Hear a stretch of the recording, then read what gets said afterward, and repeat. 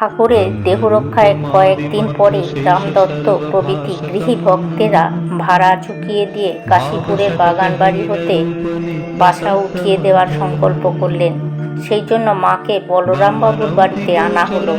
তারপর তীর্থ দর্শনে গেলেন। মা যোগেন মহারাজ, কালী মহারাজ, লাটু মহারাজ, লক্ষ্মীর দিদি প্রভৃতির সঙ্গে কাশীতে আসেন। কাশীতে ৮-১০ দিন থাকবার পর বৃন্দাবনে এসে কালাবাবুর কুঞ্জে প্রায় ১ বছর ছিলেন। ঠাকুরের দেহ যাবার ২-১ সপ্তাহ পূর্বে আমি বৃন্দাবনে গিয়েছিলাম।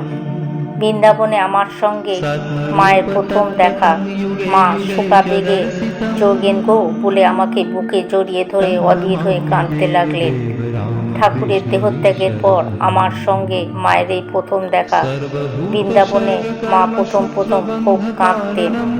মা বলছেন, একদিন ঠাকুর আমাকে দেখা দিয়ে বললেন, হ্যাঁ গা, তোমরা এত কাঁদছো কেন? এই তো আমি রয়েছি, গেছি কোথায়? এই যেমন এ ঘর আর ও ঘর।